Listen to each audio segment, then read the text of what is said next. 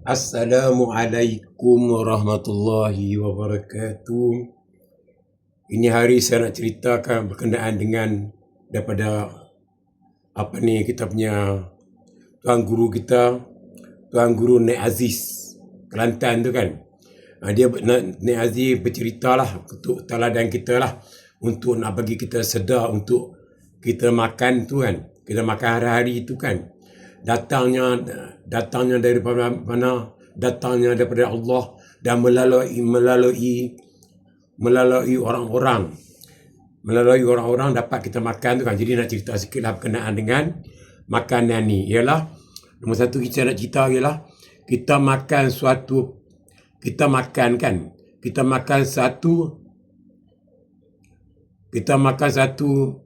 pinggan. Kita makan satu pinggan nasi itu kan. Nasi, tapi berapa ramai yang terlibat. Jadi kita makan nasi, kita tak sedar kan, kita suruh kita fikirlah berapa ramai yang terlibat tu lah berkenaan nak jadi nasi tu kan. Bermacam-macam. Macam mana terlibat dia? Daripada orang tanam sawah padi dengan sawah padi kan. Lepas tu nak memetik padi lagi, lepas tu nak hantar kat misi kan, macam-macam tu lah. Nak cerita sikit lah berkenaan dengan kita nak fikir sikit lah. Itu daripada Allah SWT susunkan benda-benda macam tu. Allah Ta'ala susunkan benda tu melalui manusia. Jadi kita makan satu pinggan nasi, tapi berapa ramai yang terlibat berkenaan dengan nasi kita makan tu. Saya cerita sikit lah. Kadang-kadang kita makan tanpa berfikir, ambil sudut. Kadang-kadang kita makan apa-apa makanan lah. Macam contohnya kita makan sup kan. Kita makan sup lah. Sup ayam ke, sup ikan, sup apa? Sup kerbau ke, sup daging ke, sup kambing kan. Ambil sudu sup ke mulut. Ambil sudu kita suap ke mulut. Kan?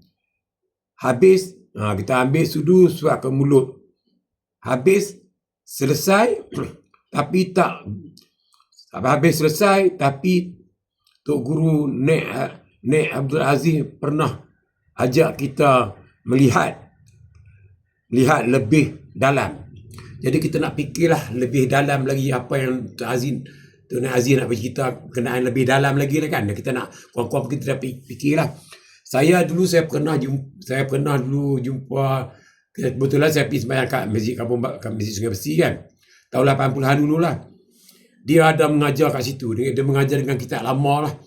Dia mengajar kat Sungai Besi tu. Saya pernah belajar kat dia lah. Jika dengar kata-kata dia daripada Terengganu, kebetulan dia datang kat Masjid Sungai Besi tu kan. Tahun 80-an dulu saya pernah tengok dia sendirilah. Dia mengajar. Dia yang menceritakan, Tok Guru Nazib menceritakan, hidup ini tumpang. Kita hidup ni kita tumpang lah. Kita tumpang menumpang. Kita hidup ni kita tumpang menumpang di satu, itu adalah di situlah lahirnya syukur kita kepada Allah Subhanahu Wa Taala pada sepanjang nasi sepinggan nasi yang kita makan nasi lah. Sepinggan nasi yang kita makan, nasi sepinggan yang kita makan kan. Di situ ada nasi yang diusahakan oleh petani. Yang nasi yang kita makan tu diusahakan oleh petani tadi lah. Bersawah padi, berseluk badan semua, tanam padi, petik padi, pukul padi, hantar kat misi. Lepas tu itu banyak usaha daripada padi lah. Kita dapat makan, kita kena, dia suruh kita fikir macam mana datang tu kan. Kita kena fikirlah pada Allah. Pada sepanjang nasi yang kita makan tu kan, di situ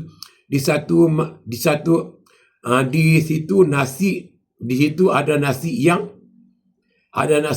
diusahakan oleh petani yang tanam padi semua tu kan. Kita makan pula nasi, ada ikan yang dicari oleh nelayan. Ada ikan dan nasi itu dicari oleh nelayan kan. Jadi kita makan, kita seronok aja kasaran. Ada ayam yang dipelihara oleh peternak. Kita makan ayam diusahakan oleh peternak. betapa banyaknya pihak yang bekerja untuk memberi sepanjang nasi kepada kita. Alangkah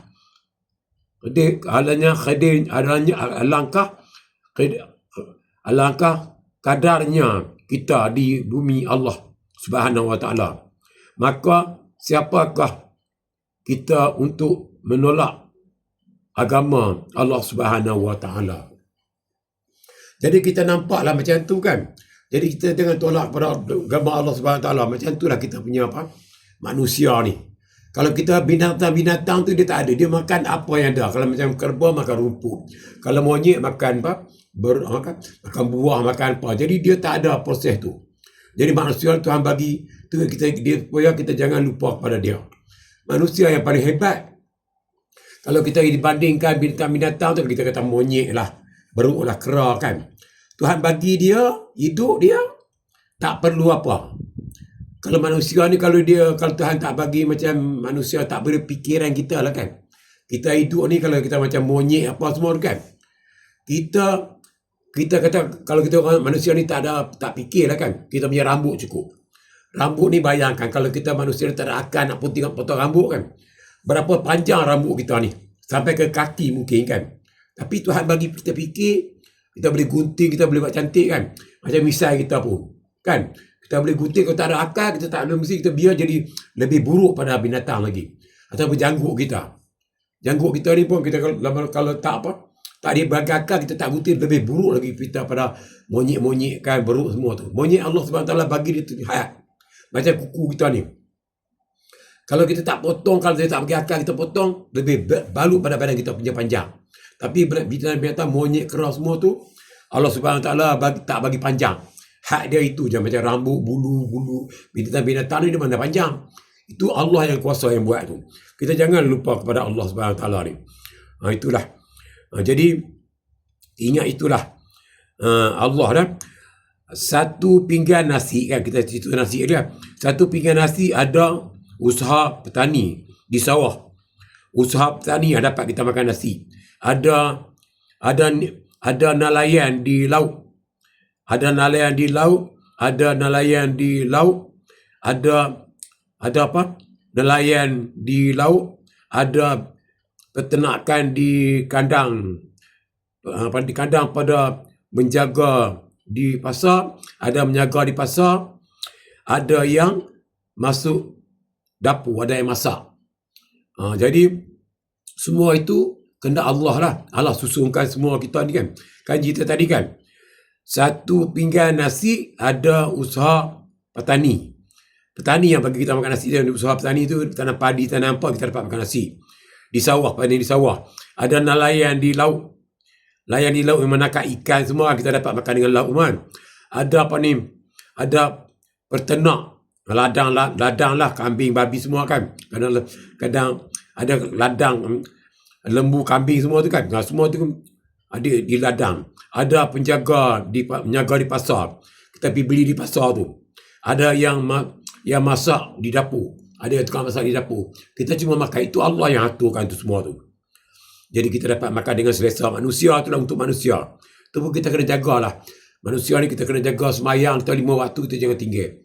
Semayang, puasa, zakat, semua haji tu kita jangan tinggal lah. Kita mati besok ni macam-macam yang berlaku di kubur besok ni kan. Jadi ini Allah tunjuk kat dunia ni. Kita manusia ni kita suruh ingat kepada dia. Sebab dia bagi kita manusia ni terbaik pada benda lain. Itulah yang kita kan. Pada kita sangat kecil, sangat bergantung, sangat berhajat kepada Allah. Kita ni harap kita bergantung semua, kita berhajat kepada Allah lah. Apa-apa yang kita buat kita berhajat kepada Allah. Allah yang menjadikan hujan, menjadikan pokok padi, pokok beras kan. Daripada tanam sebiji padi tu dia tumbuh, jadi bertangkai-tangkai, jadi banyak semua untuk manusia. Turunkan hujan kan.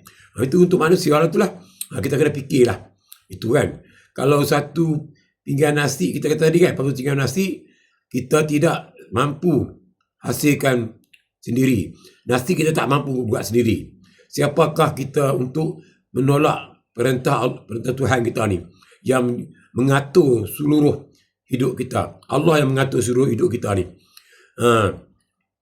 Belajarlah bersyukur. Kita hendaklah bersyukur pada Allah Subhanahu Wa Taala ni, kerana dia dari situ lahirnya tunduk kepada Allah Subhanahu Wa Taala. Jadi saya nak ingatkan untuk diri saya sendiri, kita berfikirlah. Jangan kita lupakan sembahyang 5 waktu tu kan. Kurang-kurangnya kita hidup ni, kita nak mati dalam kubur esok ni. Bukan nakik akan tanya kita semua ni, kita kurang-kurangnya kita dapat tu. Kita nak hidup dunia ni tak lama. Kita hidup tinggi-tinggi tak sampai 100 tahun. Macam bapak saya tu dah 40 tahun dah bapak saya tu di dalam kubur. Kalau kena siksa dalam kubur tak tahulah. Itu belum kiamat lagi. Nah sekarang dah umur saya pun masa bapak saya lahir saya tu, umur saya baru kalau dia 2. Mana saya pun dah 74 umur dah. Berapa lama duduk kat kubur tu. Itu kalau kita tak beramal ibadat siksa kubur. Belum lagi siksa di pada masa. Jadi kita ingat dunia ni tak lama. Kita janganlah abaikan sembahyang 5 waktu tu kan. Sembahyang 5 waktu kita sembahyang, puasa, beri zakat, pergi haji semua tu. Haji pun kita kena pergi jugalah. Supaya kita mati besok ni cukup dengan Islam yang 5 tu. Jadi supaya kita tak tahu kelebihan-kelebihan di dalam masa besok ni. Dia Allah tanya siapa yang pernah pergi bersedekah. Kita bangun, masa tu kita bangun, kita banggalah, kita pernah sedekah. Siapa yang pernah sembahyang tahajud, kita bangun, kita pernah sembahyang tahajud. Siapa yang pernah sunat tasbih, kita bangun, kita pernah sembahyang tasbih. Siapa yang pernah pergi haji, kita dapat pergi haji. Dan amalan itu macam tu lah. Kita rasa bangga besok di pada masa besok ni. Siapa yang boleh satu amalan dia buat, dia dapat berdiri. Macam tasbih tu kan. Kurang-kurangnya kita setahun sekali kita buat juga lah. Ataupun semua hidup sekali. Kita buat kah. Macam kita sembahyang fardu tu, sembahyang sunat, lepas sembahyang tiap-tiap waktu sembahyang fardu, sembahyang sunat kan. Kita buat sementara kita umur kita ada lagi. Kan. Lepas sembahyang maghrib, sebelum sembahyang maghrib tak ada. Lepas maghrib kan. Lepas zuhur, lepas asar, lepas maghrib, lepas zuhur, lepas asar, lepas asar lah. Lepas zuhur ada, lepas zuhur, sebelum zuhur, lepas zuhur, lepas asar, sebelum asar tak ada. Lepas sebelum asar, lepas asar tak ada lah. Lepas tu maghrib, sebelum maghrib kan. Sebelum maghrib, lepas maghrib tu, maghrib tu ialah sudah maghrib. Lepas maghrib tu buat tak apa, tak buat tak apa. Lepas isya, setelah isya. Sebelum isya, selepas isya.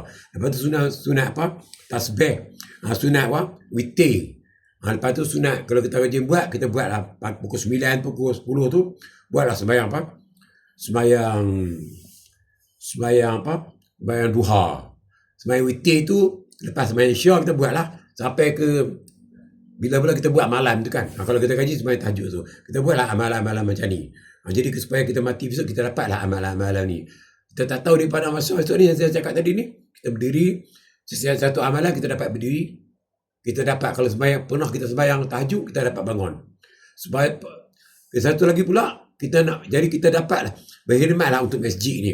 Tabung masjid kita bubuh lah. Kita tak tahu padilat kita bubuh tabung masjid ni kan. Masjid buat bayar api air semua tu kan. Kita banyak cantik, kita pergi masjid, kita duduk aircon nak pasang kipas. Sedangkan kita kedekut nak bayar bil ni. Kita masuklah satu hari RM1 ke RM2 kan, sekali kita pergi masjid. Pahala kita banyak kita dapat besok ni. Kita sekurang-kurangnya untuk kita duduk kat masjid tu kan. Bukan kita harap masjid tu bukan kat pejabat agama jahil nak bayar. Masjid yang kutip-kutip duit yang jemaat tu bayar kan. Nanti itulah dapat saya sampaikan. Kalau ada salah harap maaf daripada saya. Ini untuk nak ingatkan diri saya sendiri. Sama-sama kita amalkan apa yang saya cakap ni. Sekali terima kasih. Kalau ada salah harap maaf daripada saya. Sekali terima kasih. Assalamualaikum warahmatullahi wabarakatuh. Itulah dapat saya sampaikan untuk diri saya sendiri. Sekian terima kasih. Assalamualaikum warahmatullahi wabarakatuh.